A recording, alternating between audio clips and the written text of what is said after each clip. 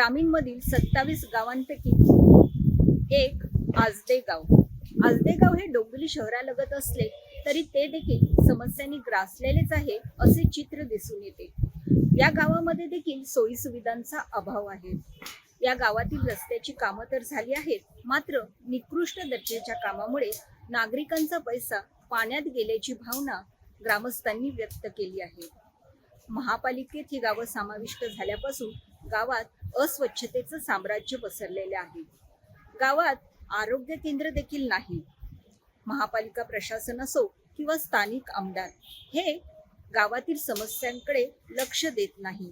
त्यामुळे अंधेर नगरी चौपट राजा असं म्हणण्याची वेळ आजदेवासियांवर आली आहे. नमस्कार, मी जान्हवी मोरे आणि आज आपण आलेलो आहोत आजदे गावामध्ये. डोंबिवली MIDCतील छत्रपती शिवाजी महाराज चौकाला लागूनच आजदे गाव आणि आजदेपाडा असे परिसर आहे. या परिसरातही रस्त्याची दुरावस्था झाली होती.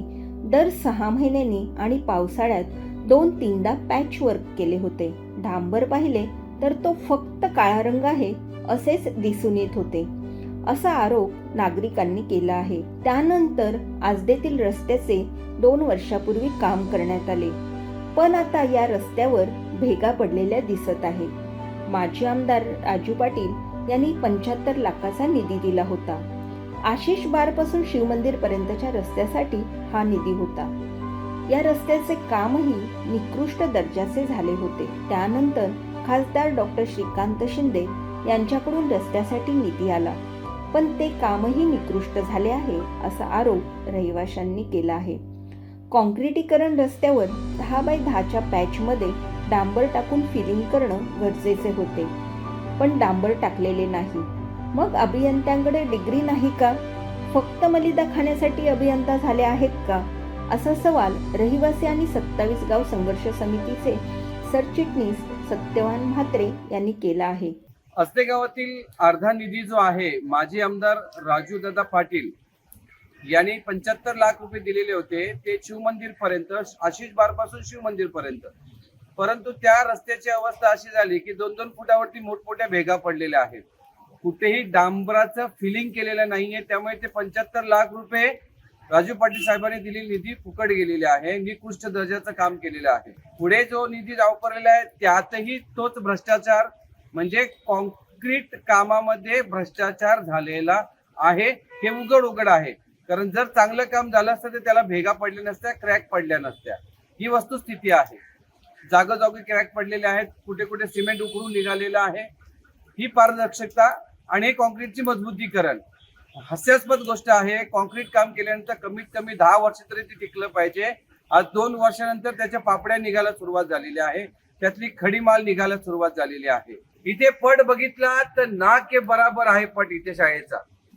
शाळेची अतिशय दुरावस्था केलेली आहे. मागील 10 वर्षापासून हे शाळेचं काम चालू आहे. हा मैदान आहे, हा कॉन्क्रीट केलेला आहे. बिल्डर लॉबी जी आहे या ठिकाणी माल टाकते, त्यांचा रेती खडी सिमेंट इथेच पडला जातो. मुलांना खेळण्यासाठी व्यवस्था नाहीये या ठिकाणी. खेळाच्या मैदानामध्ये ते सिमेंट रेती खडी टाकली जाते आणि हा गेट तोडलेला आहे. हे बघा, हा गेट तोडलेला आहे. ह्या कशासाठी? माल वाहून नेण्यासाठी. हा माल वाहून नेण्यासाठी हा गेट बनवलेला आहे.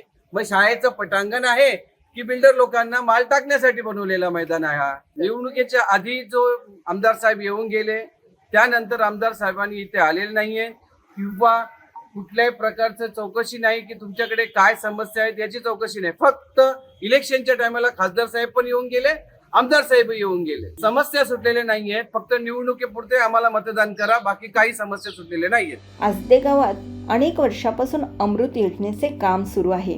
नागरिकांना पुरेशा प्रमाणात पाणी मिळत नाही. अमृत योजनेतील टाक्यांची कामे पूर्ण झालेली नाही. वारंवार कंत्राटदार बदलले जातात, पण काम काही पूर्ण होत नाही. 27 गावांमध्ये दिसून येत असलेल्या पाणी गळतीला आजदे गावही अपवाद नाही. अमृत योजनेचे काम सुरू आहे त्याच ठिकाणी पाणी गळती होत असल्याचे दिसून येत आहे. एकीकडे नागरिकांना पिण्याच्या पाण्यासाठी टँकर मागवावे लागत असताना दुसरीकडे मात्र पाणी गळतीमुळे मोठ्या प्रमाणात पाणी वाया जात आहे, पण त्याकडे कोणाचेच लक्ष नाही. पावसाळ्याच्या पार्श्वभूमीवर नाले सफाई झाली नाही.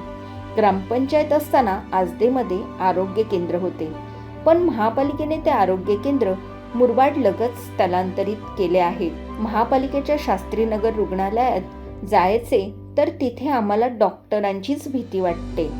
या रुग्णालयात सुविधा नसल्याने 2 महिलांचा मृत्यू झाला होता. त्यामुळे नागरिकांना दूरवरच्या आरोग्य केंद्रात जावे लागते असे ग्रामस्थ सांगतात. आजदेगाव महापालिकेत येऊन आता 10 वर्ष उलटली आहे, पण या शाळेवरील जिल्हा परिषदेचा फलक अद्याप तसाच आहे. या शाळेतील शिक्षकांना जिल्हा परिषद वेतन देत आहे. महापालिकेचे गावच्या समस्यांकडे लक्ष नाही. मग त्यांनी ही गावे महापालिकेत का घेतली? शाळेत विद्यार्थ्यांना पिण्याच्या पाण्याच्या आणि शौचालयाच्या चांगल्या सुविधा नाहीत, खेळायला मैदान नाही, अशी माहिती स्थानिक रहिवासी जनार्दन काळन यांनी दिली.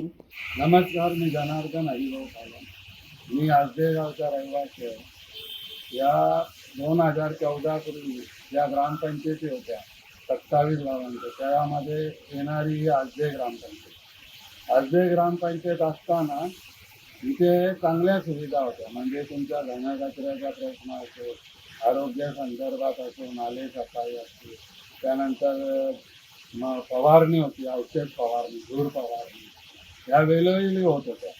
आता त्या मानाने पाण्याचा पण प्रश्न आहे. जेवढं पाहिजे तेवढं परिसरात आजदेपाडा परिसरात तर पाण्याचा प्रश्न आहेत, म्हणजे पाहिजे तेवढं पाणी मिळत नाही. या रहिवासी आहेत त्यांना त्यांच्या गरजेपुरतं पाणी मिळत नाही. पाणी आहे नाही असं नाही, पण गरजेपुरतं मिळत नाही. महापालिका फक्त कर वसूल करण्याचे काम करत आहे. मागच्या वेळी एका ग्रामस्थाचा कर भरण्यासाठी आम्ही महापालिका अधिकारी स्वाती देशपांडे यांच्याकडे गेलो होतो. त्या व्यक्तीला 2,97,000 रुपयांचा कर भरायचा होता. तिथे गेल्यावर 3,57,000 रुपये कर भरण्याची रक्कम सांगण्यात आली. वाढीव कर रकमेबाबत आम्ही विचारणा केली असता त्यांनी ॲडव्हान्स टॅक्स घेतो असे सांगितले. महापालिका गावांना ॲडव्हान्स सुविधा तरी देतात का, असा सवाल सत्यवान म्हात्रे यांनी उपस्थित केला आहे. आजदेगाव कमानीकडून आतमध्ये जाणाऱ्या रस्त्यावर सांडपाणी वाहताना दिसत आहे. हे सांडपाणी पूर्णपणे रस्त्यावर आले आहे, त्यामुळे पादचाऱ्यांना रस्त्यावरून चालणेही मुश्किल झाले आहे.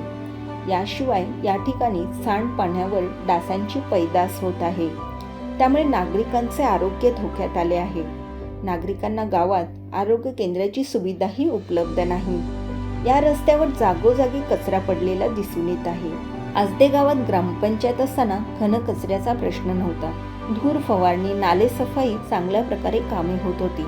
अमृत योजनेची काम का पडून आहे समजत नाही. त्यात राजकीय इच्छाशक्ती नाही की निधी अभावी कामे पडून आहेत हे समजत नाही. पतदिवे हे फक्त नावापुरते नसावेत अशी अपेक्षा स्थानिक नागरिक जनार्दन काळन यांनी व्यक्त केली आहे. कल्याण डोंबिवली महानगरपालिकेच्या स्थापनेला आता 42 वर्ष पूर्ण होत आली आहे.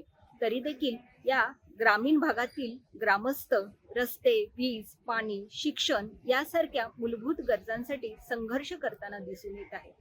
या ग्रामीण भागाच्या विकासाचे खरे मारेकरी कोण याचा आता विचार करण्याची वेळ आली आहे. कल्याण डोंबिवलीतील अशाच महत्त्वाच्या घडामोडी जाणून घेण्यासाठी तुम्ही आमच्या MyMTV फेसबुक पेजला आणि यूट्यूब चॅनलला लाईक आणि सबस्क्राईब करायला विसरू नका. तसेच हा व्हिडिओ तुम्हाला कसा वाटला हे आम्हाला कमेंट बॉक्समध्ये नक्की कळवा.